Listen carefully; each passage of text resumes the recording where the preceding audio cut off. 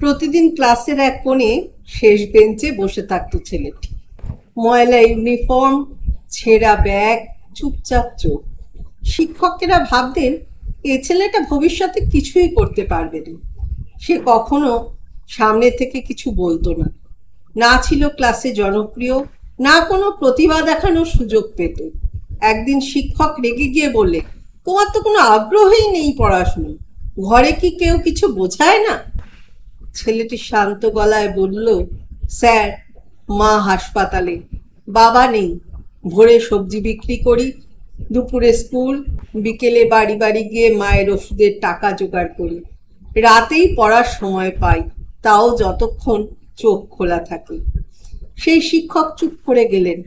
এরপর থেকে তিনি সেই ছেলেটির পাশে দাঁড়ালেন, দিলেন বই, সময়, সাহস আর ভরসা। 10 বছর পর এক স্কুল প্রোগ্রামে আসলেন এক বিশেষ অতিথি। সবার দৃষ্টি তার দিকে।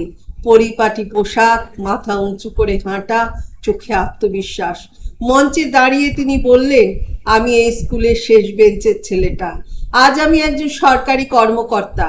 যারা এক সময় আমাকে তুচ্ছ ভেবেছিল, তারা না বুঝেই আমাকে শক্ত করে তুলেছিল, আর যারা পাশে দাঁড়িয়েছিল তাদের জন্যই আজ আমি মাথা উঁচু করে দাঁড়াতে পারছি।